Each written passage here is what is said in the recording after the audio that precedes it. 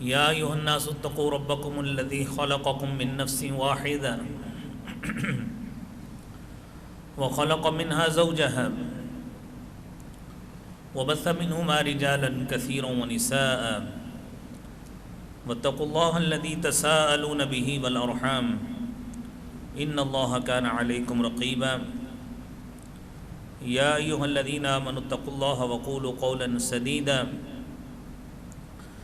يصلح لكم أعمالكم ويغفر لكم ذنوبكم ومن يطع الله ورسوله فقد فاز فوزا عظيما اللهم صل على محمد وعلى آل محمد كما صليت على إبراهيم وعلى آل إبراهيم إنك حميد مجيد اللهم بارك على محمد وعلى آل محمد كما باركت على إبراهيم وعلى آل إبراهيم إنك حميد مجيد رب اشرح لي صدري ويسر لي أمري واحلل عقدة من لساني يفقهوا قولي رب زدني علما سبحانك لا علم لنا إلا ما علمتنا إنك أنت العليم الحكيم أما بعد إن أحسن الكلام كلام الله وأحسن الهدي هدي محمد صلى الله عليه وسلم وشر الأمور محدثاتها وكل محدثة بدعة وكل بدعة ضلالة الضلالة في النار أعوذ بالله السميع العليم من الشيطان الرجيم بسم الله الرحمن الرحيم وَلَقَدْ كَتَبْنَا فِي الزَّبُورِ مِنْ بَعْدِ الذِّكْرِ أَنَّ الْأَرْضَ يَرِثُهَا عِبَادِيَ الصَّالِحُونَ صدق اللہ العظیم۔ حضرات دی وقار، اللہ احکم الحاکمین نے اس کرۂ ارض پر تقریباً 1.5 ارب کے قریب مسلمان آباد کیے ہیں، اور آج موجودہ کیفیت میں اتنے مسلمان تقریباً کم و بیش موجود ہیں۔ قومیں اپنی تاریخ سے بنتی ہیں، اور تجربات، مشاہدات اور پھر ان سے سبق سیکھنا، ان چیزوں سے ہمیشہ قومیں بنا کرتی ہیں۔ ہم اپنی تاریخ پہ نظر دوڑائیں تو یہ بیت المقدس، ارض مقدسہ، جس کے نام سے، بیت المقدس کے نام سے یوم القدس آپ دن منا رہے ہیں، اور حکومت پاکستان کی طرف سے آج کا دن یوم القدس کے طور پہ منایا جا رہا ہے۔ ہمیں اس کی کچھ تاریخ، کچھ حقائق،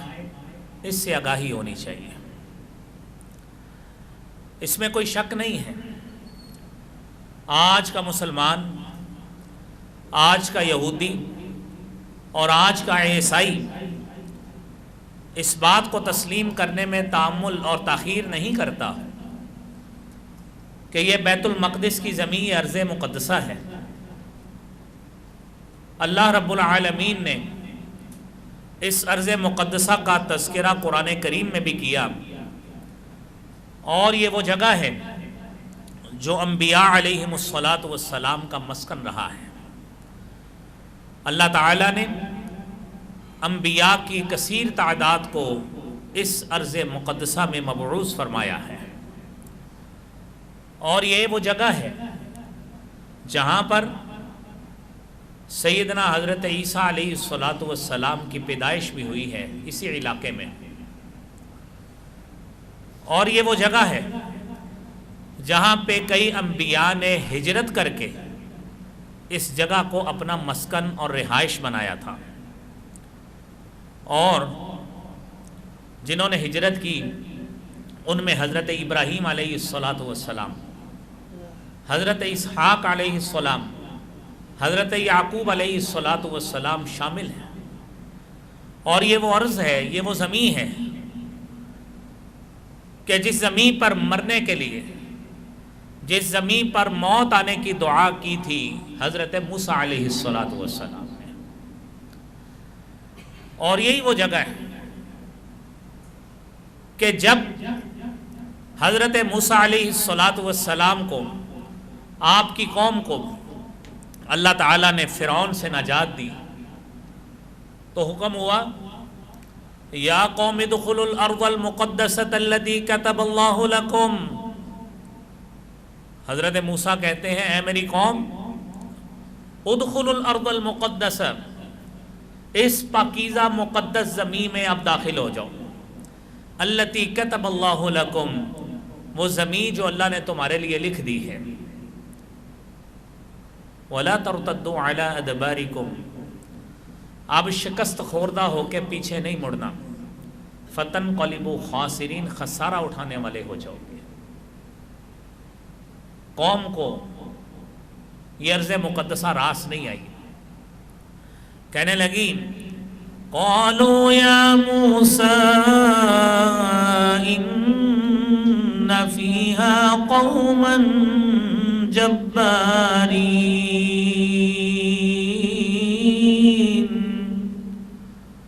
وَإِنَّا لَن نَّدْخُلَهَا حَتَّىٰ يَخْرُجُوا مِنْهَا فَإِن يَخْرُجُوا مِنْهَا فَإِنَّا دَاخِلُونَ۔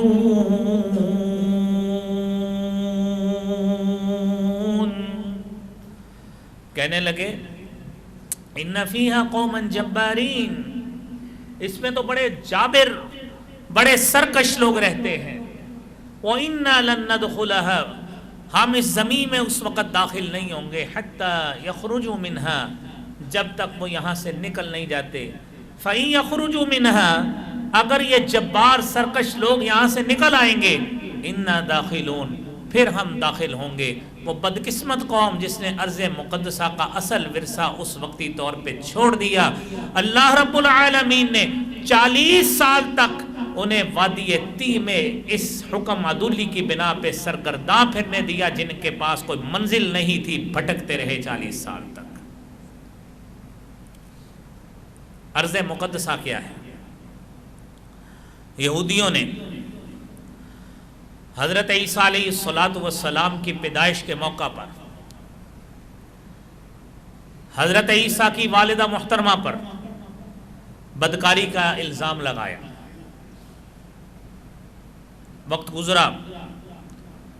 حضرت عیسیٰ کے قتل کے در پہ ہو گئے، حالانکہ موسیٰ بھی بنو اسرائیل سے ہیں، عیسیٰ بھی بنو اسرائیل سے ہیں، قتل کے در پہ ہو گئے۔ اور وہ پولوس رسول جو حضرت عیسیٰ علیہ السلام کے لیے گرفتاری کے وارنٹ لے کے آیا، اللہ تعالیٰ نے اسی کو ہی اشتباہی شکل حضرت عیسیٰ کی دے دی اور عیسیٰ کو آسمان پہ اٹھا لیا۔ اور قرآن کہتا ہے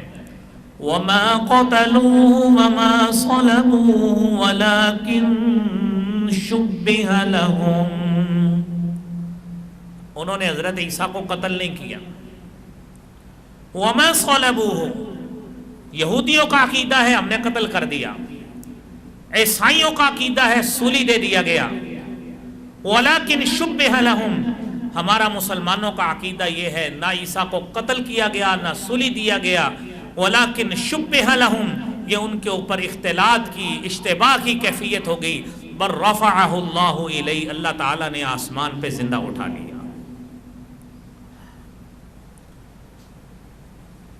اور دیکھیے حضور نبی کریم صلی اللہ علیہ وآلہ وسلم کی بعثت مکہ مکرمہ میں ہوئی،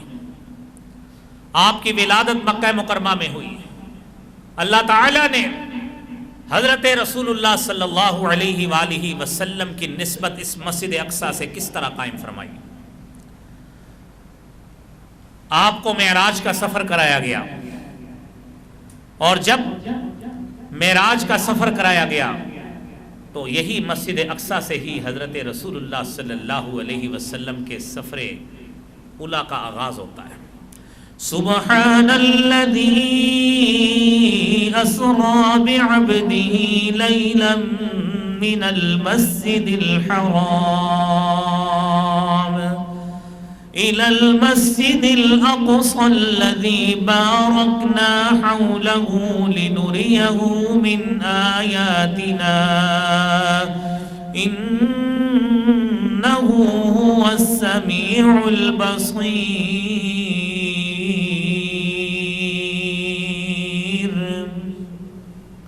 پاک ہے وہ ذات، اللہ رب العالمین نے قرآن کریم میں لفظ سبحان کا لفظ وہاں پہ استعمال کیا ہے جہاں پہ انسانی عقل جواب دے جاتی ہے، جہاں پہ انسانی عقل ختم ہو جاتی ہے، عقل کا اینڈ ہو جاتا ہے، اللہ کی تعریف سبحان کا وہاں سے آغاز ہوتا ہے۔ آج کوئی فزکس کا کوئی ماہر اس بات کو ثابت کرنے سے قاصر ہے کہ رسول کریم صلی اللہ علیہ وآلہ وسلم آپ کی بعثت اللہ تعالیٰ نے جو نبوت کے لحاظ سے کی، پھر اس بنا پر اللہ نے آپ کو معراج کروائی مسجد حرام سے مسجد اقصی تک، یہ ہے رات کا سفر جو زمین سے زمین تک ہوا، اور پھر مسجد اقصی سے اللہ آسمان پہ لے گئے۔ اور انسان کی عقل جس بات کو تسلیم نہیں کرتے، اللہ کہتے ہیں سبحان الذی، بندے تیری عقل جواب دے گئی، لیکن میرے خدا کی رب کی کبریائی یہاں سے آغاز ہوتا ہے جہاں پہ تیری عقل ختم ہو جاتی ہے۔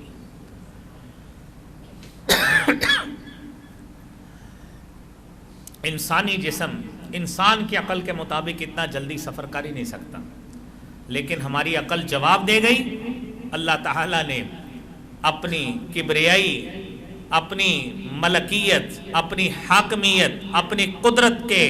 ہمارے سامنے کرشمے دکھائے کہ مسجد حرام سے مسجد اقصی اور مسجد اقصی سے اللہ تعالیٰ آسمان پہ لے گئے، اور آپ صلی اللہ علیہ وسلم نے اسی مسجد اقصی میں انبیاء علیہم الصلاۃ والسلام کی امامت کروائی ہے، اسی مسجد اقصی میں۔ اور یہاں پہ یہ بات بتاتا چلوں کہ اسی ارض مقدسہ میں چونکہ انبیاء کا، کثیر انبیاء کا یہ مسکن رہا ہے، اور ان کی ہمیشہ سے یہ خواہش اور کوشش رہی ہے کہ اس زمین کو ہتھیانے کی کوشش کریں۔ جو مسلمانوں کا ورثہ ہے، انبیاء کے متبعین کا ورثہ ہے، اور انبیاء کا مسکن ہے، انبیاء علیہم الصلاۃ والسلام جہاں پہ عبادت کرتے رہے، اور ان انبیاء کی نسبت کی وجہ سے آج مسلمانوں کا اس کے ساتھ بہترین اور گہرا تعلق ہے۔ یہ مسجد، اس کی اہمیت کیا ہے؟ آپ سب سے پہلے قرآن کریم کی آیت سنیں۔ اللہ رب العالمین نے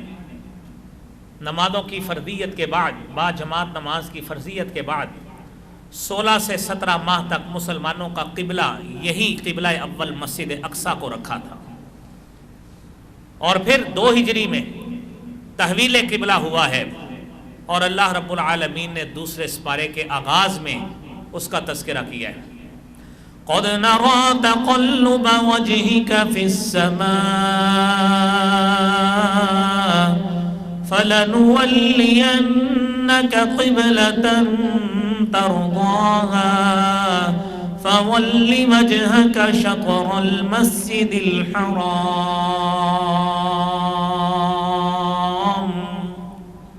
ہم آپ کا چہرہ آسمان کی طرف اٹھتا دیکھتے ہیں، ہم اب آپ کو ایسے رخ کی طرف موڑ دیں گے، ایسا قبلہ دے دیں گے، آپ کو ایسا قبلہ عطا فرمائیں گے جسے آپ اپنے جد امجد حضرت ابراہیم کی مناسبت سے اس کو زیادہ محبت سے پسند کرتے ہوں گے۔ تو کیجئے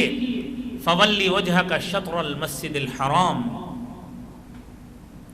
اپنا رخ انور مسجد حرام کی طرف موڑ لیجئے، مسجد حرام کی طرف موڑ لیجئے۔ صحابہ کرام آئے کہنے لگے اللہ کے رسول صلی اللہ علیہ وسلم ہم نے جو پچھلی اتنے مہینے نمازیں پڑھی ان کا کیا بنے گا؟ اللہ نے قرآن بنا کے نازل کر دیا وَمَا كَانَ اللَّهُ لِيُضِيعَ إِيمَانَكُمْ إِنَّ اللَّهَ بِالنَّاسِ لَرَءُوفٌ رَحِيمٌ۔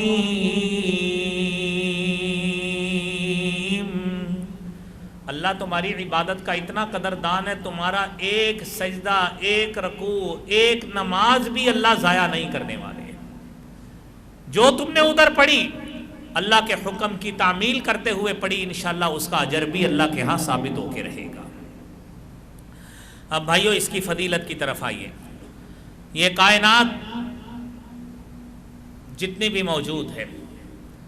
اس پورے کائنات کے لیے اس کرۂ ارض پر اللہ رب العالمین کا دوسرا گھر ہے۔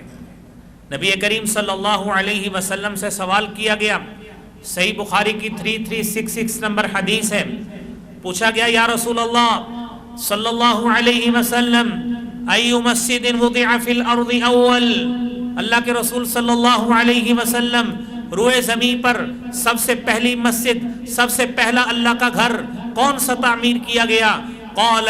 المسجد الحرام، نبی کریم صلی اللہ علیہ وسلم نے فرمایا روئے زمین پر جو پہلا گھر تعمیر کیا گیا تھا اللہ کے لیے، جس تعمیر کیا گیا وہ بیت اللہ الحرام ہے، جسے مسجد حرام کہتے ہیں، جسے بیت اللہ کہتے ہیں، وہ تعمیر کیا گیا۔ پھر آپ سے پوچھا گیا ثم ایون، پھر کون سا گھر؟ آپ نے فرمایا المسجد الاقصی، مسجد اقصی کو تعمیر کیا گیا۔ اور صحابی پوچھتا ہے کم کان بینہما، ان دونوں گھروں کے تعمیر کے درمیان کتنے سالوں کا عرصہ تھا؟ رسالت مآب صلی اللہ علیہ وسلم نے فرمایا 40 سنتن، 40 سنتن، 40 سال کے وقفے کے بعد پہلا گھر بیت اللہ ہے، 40 سال کے وقفے کے بعد اللہ کریم کے حکم سے یہ دوسرا گھر روئے زمین پر اللہ کے لیے تعمیر کیا گیا۔ صحیح بخاری کی حدیث کے مطابق رسالت مآب صلی اللہ علیہ وآلہ وسلم سے پوچھا گیا ثم اینما ادرکتک الصلاة بعد فصلیہ فإن الفضل فیہ، نبی کریم صلی اللہ علیہ وسلم نے آپ نے ترغیب دی کہ اگر آپ کو وہاں پہ نماز پڑھنے کا موقع ملے تو وہاں پہ نماز ضرور پڑھیے، کیونکہ وہاں پہ بھی نماز پڑھنا اللہ رب العالمین کی طرف سے فضیلت کا باعث ہے۔ یہ ہماری مسجد اقصی ہے۔ اور میرے محترم بھائیوں، نبی کریم صلی اللہ علیہ وآلہ وسلم سے یہ سوال ہوا،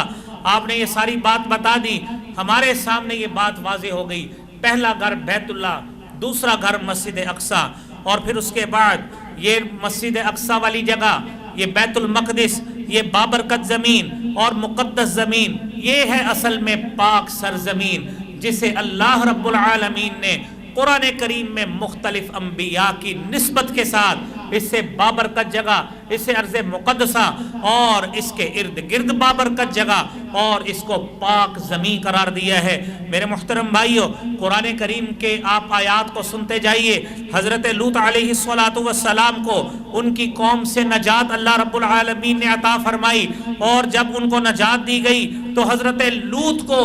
اسی ارض مقدسہ کی طرف، اسی پاک سرزمین کی طرف اللہ رب العالمین نے ہجرت کا حکم دیا۔ قرآن کریم کا مطالعہ کیجئے، سورۃ الانبیاء کی آیت نمبر 71 ہے۔ اللہ رب العالمین فرماتے ہیں وَنَجَّيْنَاهُ وَلُوطًا إِلَى الْأَرْضِ الَّتِي بَارَكْنَا فِيهَا لِلْعَالَمِينَ۔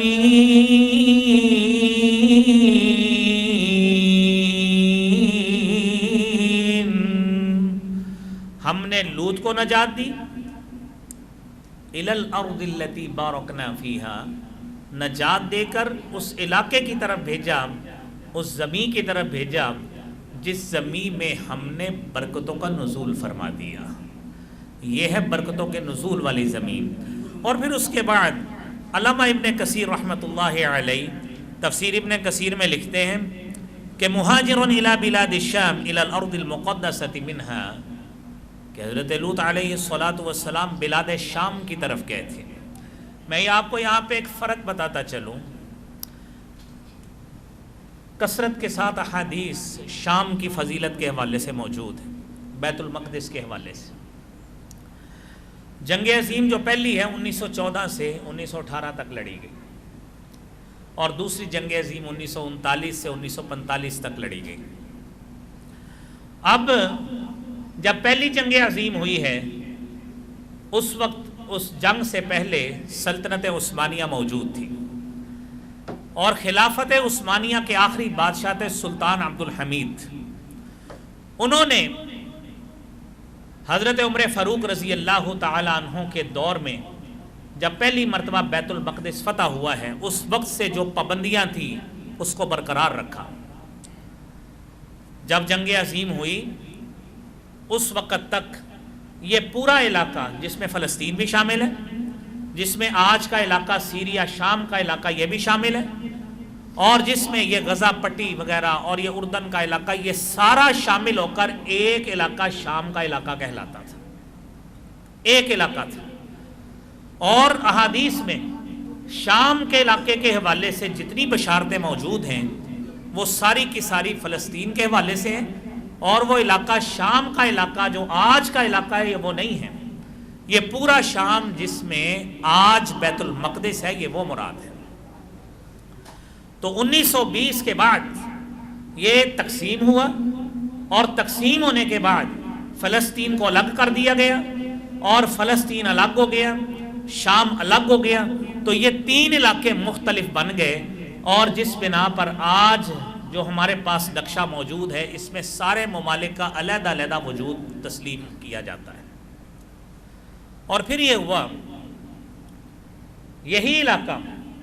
1947 میں یہودی آباد کار، چونکہ ان کو جگہ نہیں ملتی تھی اور ان کو پناہ دی گئی ان علاقوں میں، پناہ تو پہلے سے دینی شروع کی، تو ان لوگوں نے اپنے طور پر بغاوت کا علم بلند کرتے ہوئے فلسطینیوں کو پیسنا شروع کر دیا، اور جبر اور ظلم کے ساتھ اپنی جگہ جو ہے نا وہ قبضہ گروپ کے طور پر انہوں نے اپنی جگہ حاصل کرنا شروع کر دی۔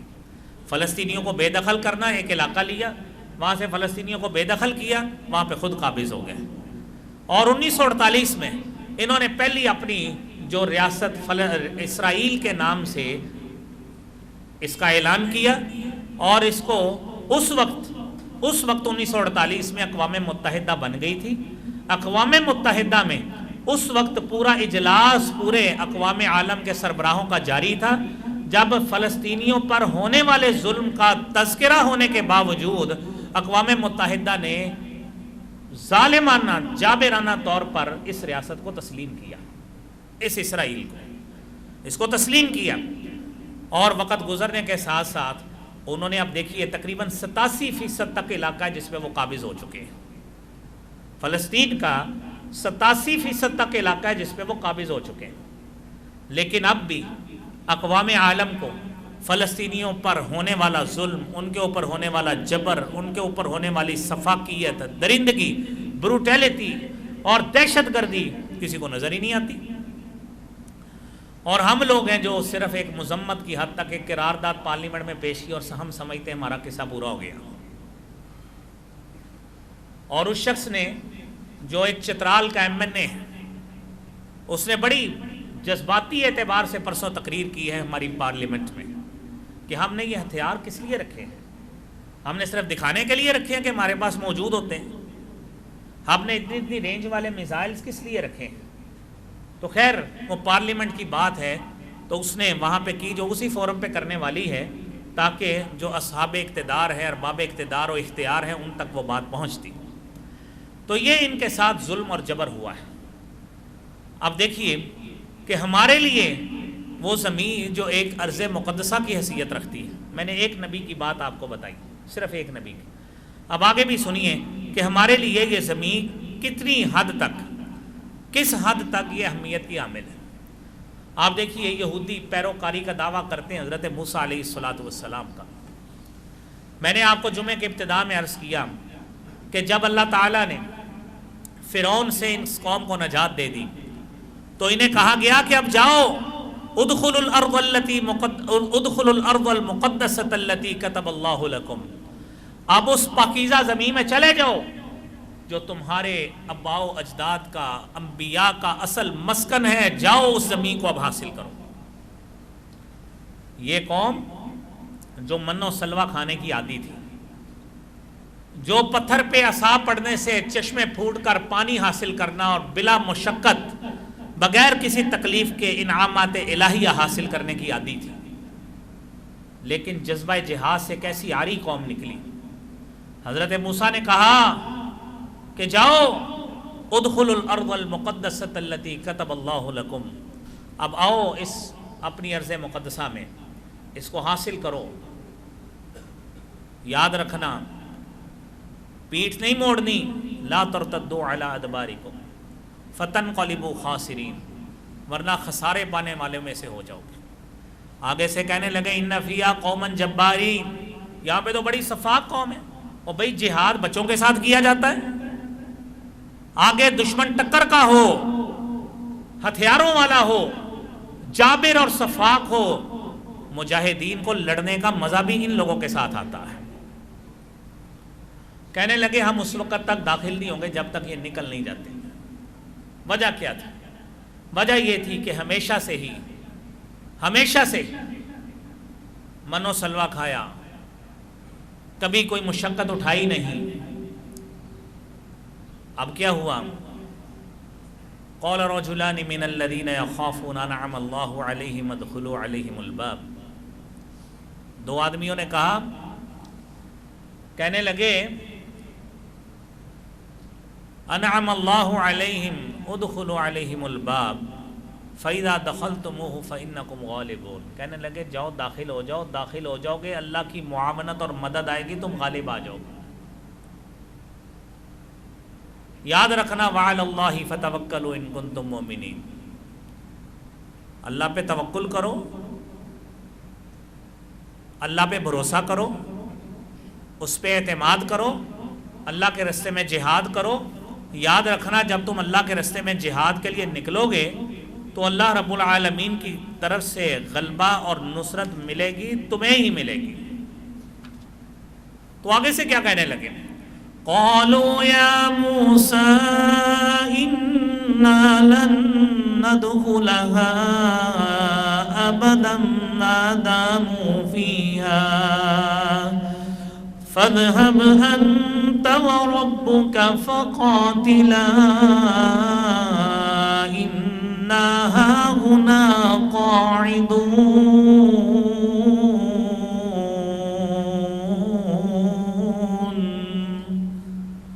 کہنے لگے ہم کبھی بھی نہیں جائیں گے جب تک یہ نکلتے نہیں۔ اگر موسیٰ لڑنے کا شوق ہے، جا موسیٰ تو جا، تیرا رب جائے، جا کے تم دونوں جا کے لڑو، انا ہاہنا قاعدون، ہم یہیں پہ بیٹھے ہیں۔ یہ ہے اس قوم کی اصلیت، ان یہودیوں کے آباء و اجداد کی اصلیت یہ ہے، انبیاء کو دھوکہ دینا، انبیاء کے ساتھ بے وفائی کرنا، جہاد کا انکار کرنا، اور نعوذ باللہ جب انبیاء کہنے پہ نہیں آئے تو انبیاء کو قتل تک کر دینا۔ یہ اس یہودی قوم کی اصلیت ہے۔ تو یہ میرے بھائیوں کیفیت اللہ تعالیٰ نے اسی ارض مقدسہ میں حضرت داؤد کو بھی بھیجا، حضرت سلیمان ان کے بیٹے کو نبی بنا کے بھیجا، بادشاہ بنا کے بھیجا، اور اللہ کہتے ہیں وَلِسُلَيْمَانَ الرِّيحَ عَاصِفَةً تَجْرِي بِأَمْرِهِ إِلَى الْأَرْضِ الَّتِي بَارَكْنَا فِيهَا وَكُنَّا بِكُلِّ شَيْءٍ عَالِمِينَ۔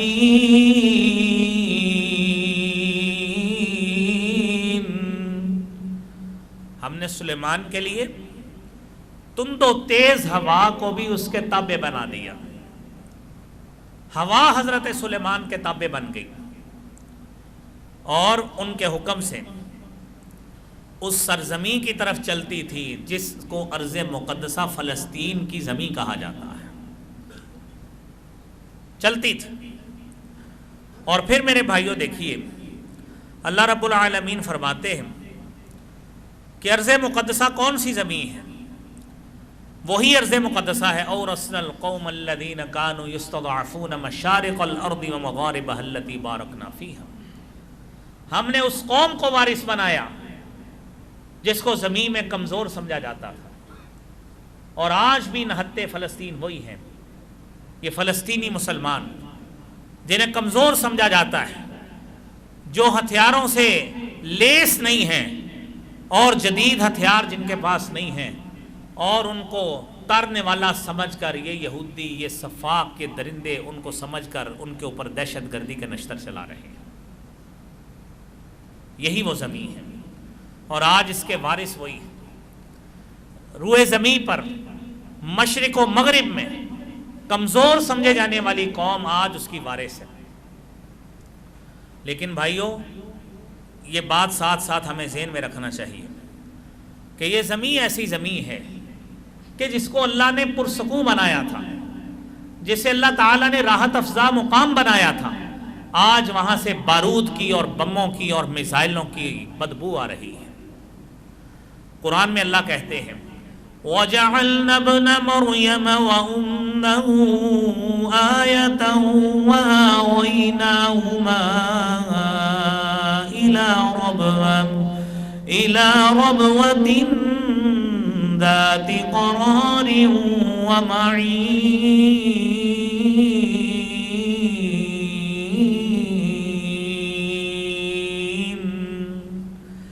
ہم نے مریم کو بھی اور ان کی مریم کو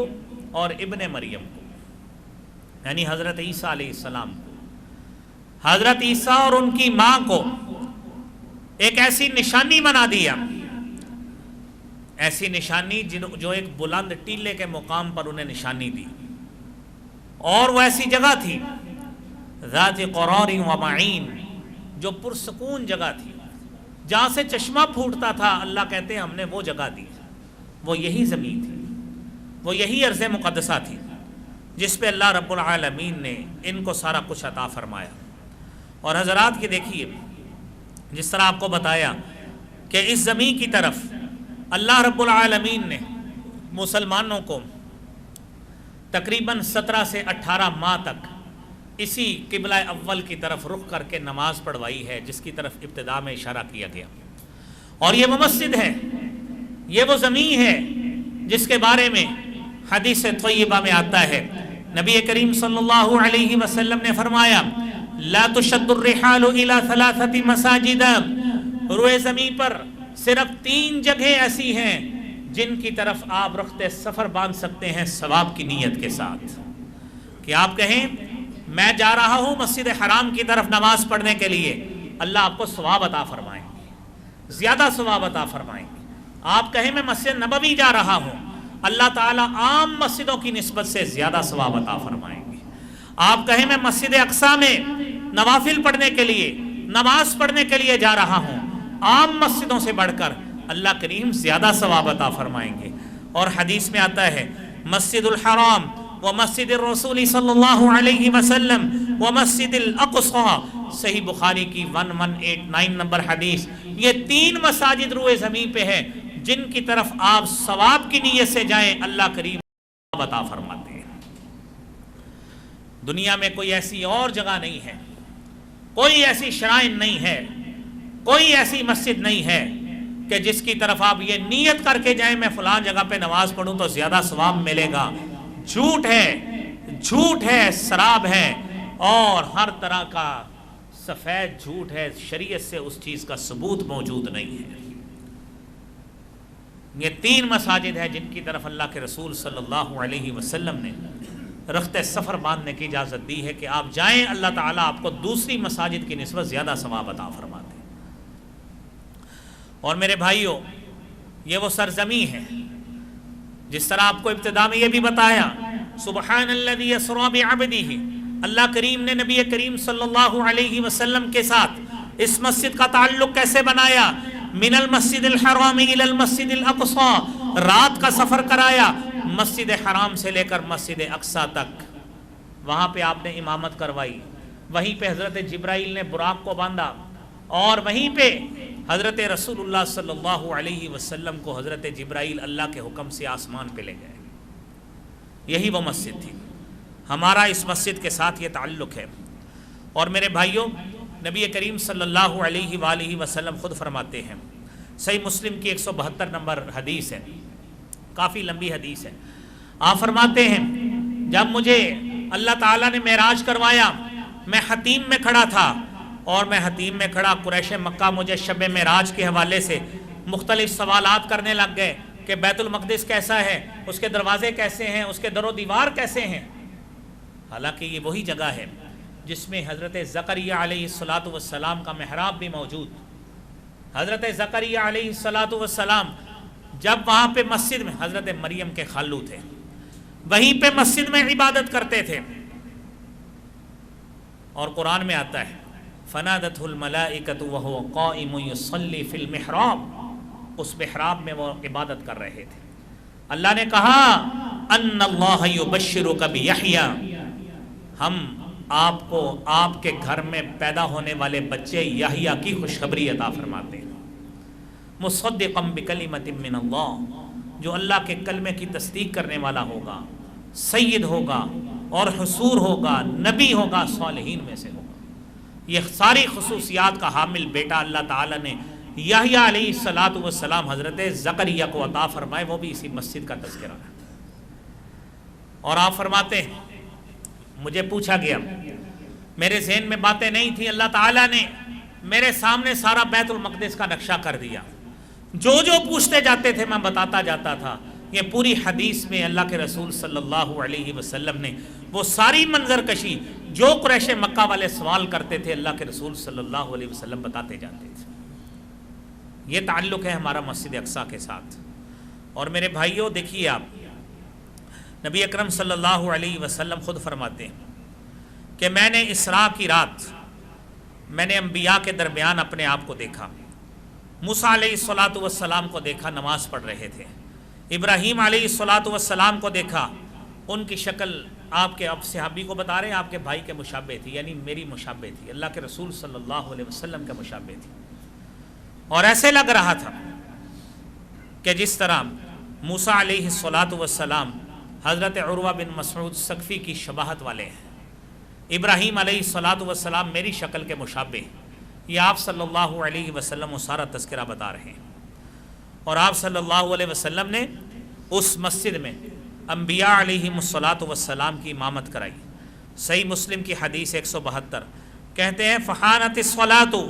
فاممتہم، جب نماز کا وقت ہو گیا اللہ رب العالمین کی طرف سے مجھے حکم ہوا، میں نے ان انبیاء کی اس مسجد اقصیٰ میں امامت کروائی ہے۔ یہ اعزاز اسی لیے آپ کو امام الانبیاء کہا جاتا ہے کہ آپ صلی اللہ علیہ وسلم نے انبیاء کی امامت کروائی۔ اس وقت نماز کا جو بھی اس وقت طریقہ تھا، جو عبادت کا طریقہ تھا، جو اس وقت مشروع تھا، اس کے مطابق اللہ کے رسول صلی اللہ علیہ وسلم نے امامت فرمائی ہے۔ اور بھائیوں، بیت المقدس میں نماز کی کتنی فضیلت ہے۔ آپ نے فرمایا صلاۃ فی مسجدی ھذا افضل من 4 صلوات فیہ، میری اس مسجد نبوی میں جو شخص نماز پڑھتا ہے مسجد نبوی میں، اس کو مسجد اقصیٰ سے 4 گنا زیادہ نمازوں کا ثواب ملتا ہے، 4 گنا زیادہ مسجد نبوی میں۔ اور آپ سے میں عرض بھی کرتا چلوں کہ چلیں آپ ساتھیوں کے علم کا بھی انشاءاللہ اندازہ ہو جائے گا، مسجد الحرام میں کتنی نمازوں کا ثواب ہے؟ کتنا ہے جی؟ 1 لاکھ کا۔ مسجد نبوی میں کتنا ہے؟ 1000 کا۔ 1000 کا، صحیح حدیث کے مطابق 1000۔ لوگوں میں 50,000 مشہور ہے، وہ حدیث ٹھیک نہیں ہے۔ 1000 نماز کا ثواب۔ اور مسجد اقصیٰ میں کتنا ہوا؟ کتنا ہو گیا؟ 250 کا۔ تو یہ آپ صلی اللہ علیہ وآلہ وسلم نے اس حدیث میں بتایا، 1000 کا ثواب ہے مسجد نبوی میں، 50,000 کا نہیں ہے۔ خیر، اگلی بات سنیے، نبی کریم صلی اللہ علیہ وآلہ وسلم نے فرمایا کہ مسجد اقصیٰ میں جو نماز پڑھتا ہے اس کے لیے گناہوں کی معافی کا سبب وہ نماز بن جاتی ہے۔ آپ نے فرمایا، عبداللہ بن عمر بیان کرتے ہیں، لما فرغ سلیمان بن داود من بناء بیت المقدس، حضرت سلیمان علیہ السلام جب بیت المقدس کی تعمیر سے فارغ ہوئے، سأل اللہ ثلاثا، حضرت سلیمان علیہ السلام نے اللہ رب العالمین سے 3 سوال کیے اور کہنے لگے کہ اللہ تعالیٰ تجھ سے 3 سوال کرتا ہوں، حکماً یصادف حکمہ، اللہ رب العالمین کہ میرے فیصلے تیرے فیصلے کے مطابق ہمیشہ درست ہوا کریں، پہلا سوال۔ دوسرا سوال، وَمُلْكًا لَا يَنبَغِي لِأَحَدٍ مِّن بَعْدِهِ، اللہ تجھ سے ایسی بادشاہت کا سوال کرتا ہوں، اتنی بادشاہت، اس جیسی طاقت میرے بعد کسی کو بھی نصیب نہ ہو۔ اور تیسری بات، وَأَلَّا يَأْتِيَ هَذَا الْمَسْجِدَ أَحَدٌ لَا يُرِيدُ إِلَّا الصَّلَاةَ فِيهِ إِلَّا خَرَجَ مِن ذُنُوبِهِ كَيَوْمٍ وَلَدَتْهُ أُمُّهُ۔ اللہ کے رسول صلی اللہ علیہ وسلم نے فرمایا، حضرت سلیمان نے کہا کہ اے اللہ رب العالمین، میں تجھ سے سوال کرتا ہوں کہ اس مسجد میں جو شخص بھی نماز پڑھے، اللہ اس کی کیفیت ایسی کر دے، اس کی کیفیت ایسی کر دے کہ جس طرح اس کی پیدائش آج ہوئی ہے۔ میرے نبی محترم صلی اللہ علیہ وسلم نے فرمایا، اما اثنتان فقد اعطیہما، جو پہلی 2 دعائیں تھیں فیصلے کے حوالے سے، بادشاہت کے حوالے سے، اللہ کریم نے اس کو فوری قبول فرما لیا۔ وَأَرْجُو أَن يَكُونَ قَدْ أُعْطِيَ الثَّالِثَ، اور مجھے اللہ کے گھر سے بڑی امید ہے کہ اللہ تعالیٰ نے تیسری دعا کو بھی قبول کر لیا ہوگا۔ یہ سنن ابن ماجہ کی حدیث نمبر 1408 ہے۔ حضرات ذی وقار، نبی کریم صلی اللہ علیہ وآلہ وسلم نے فرمایا کہ فتنوں کا ظہور ہوگا، شام کے علاقے کی طرف سے ہوگا، اور آپ نے فرمایا، انی رأیت کأن عمود الکتاب انتزع من تحت وسادتی، میں نے خواب میں دیکھا میرے تکیے کے نیچے سے کتاب کا ستون اٹھایا گیا، میں نے اسے دیکھا تو وہ ایک نور تھا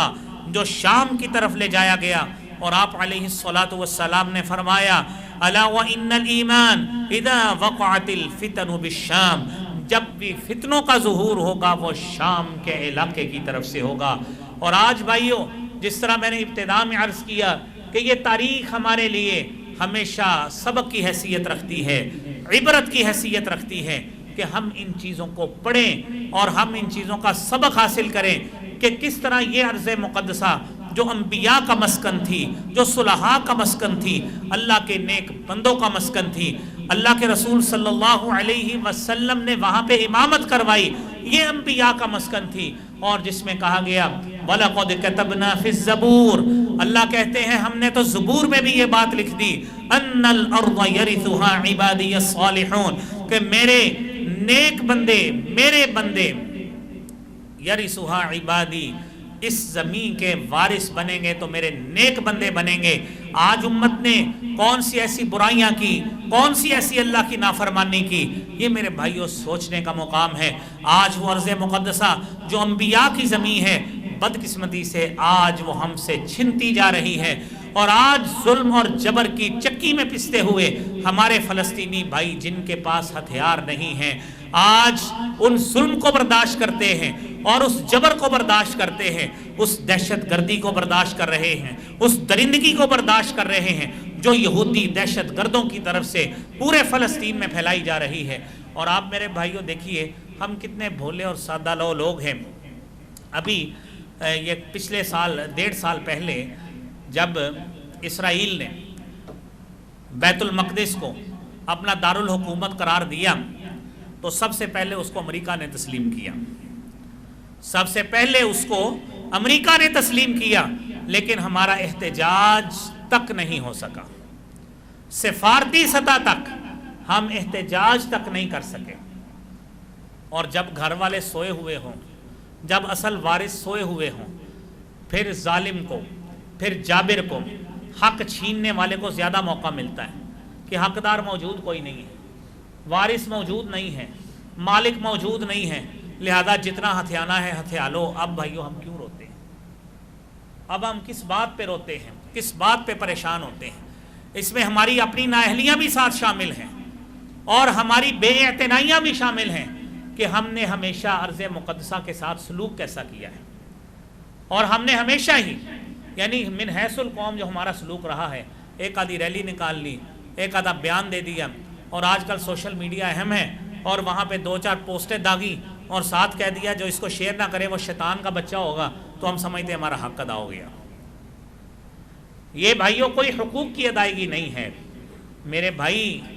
کم از کم اپنی تاریخ کو پڑھیے، اپنی تاریخ کو پڑھیے اور پنجہ یہود کتاب پڑھیے۔ میں نے چونکہ کچھ لوگ میرے ساتھ جو شیئر پہ ہیں اس میں واٹس ایپ گروپس میں نے 4-5 کتابیں اس میں شیئر کی کہ ان کتب کا مطالعہ کریں تاکہ آپ کو اندازہ ہو سکے یہ فلسطین کن کن تاریخی مراحل سے گزر کر آج اس نہج پہ پہنچا ہے، اس میں کتنے لوگوں کی نااہلیاں شامل ہیں، کون کون سے ان کے اپنے ذاتی لوگ تھے جو اپنے ذاتی منفعت اور حکومت کی خاطر زمینیں بیچتے گئے، اور آج بدقسمتی سے آج معصوم لوگ وہاں پہ جن کے پاس کوئی ہتھیار نہیں ہے ظلم کی چکی میں وہ پس رہے ہیں۔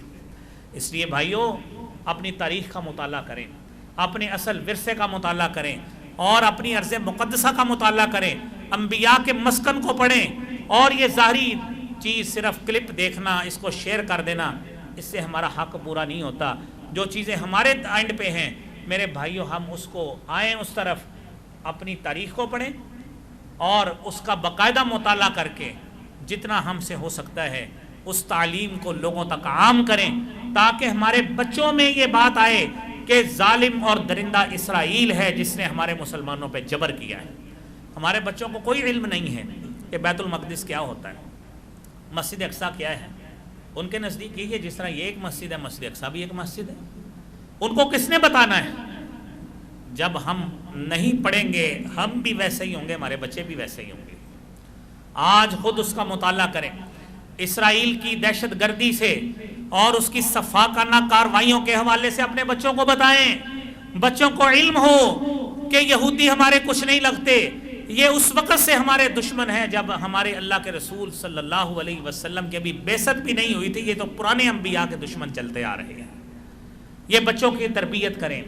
ان کو ان کی دہشت گردی درندگی کے حوالے سے بتائیں، اور جو خواتین کے ساتھ ظلم جبر سفاکیت ہو رہی ہے اس کے حوالے سے بتائیں۔ لیکن بتائے گا کون؟ بتائے گا کون اگر ہم نہیں پڑھیں گے؟ اگر ہمیں ہی علم نہیں ہے تو اس کا علم آگے بچوں کو کون دے گا؟ میرے بھائیوں یہ چیزیں، یہ کچھ ہماری جماعتیں ایسا کام کرتی ہیں کہ لوگوں کو آگاہی دینے کے لیے، شعور دینے کے لیے، بیداری پیدا کرنے کے لیے کوئی ریلی نکال دی، چلے اسی بہانے ہی ہماری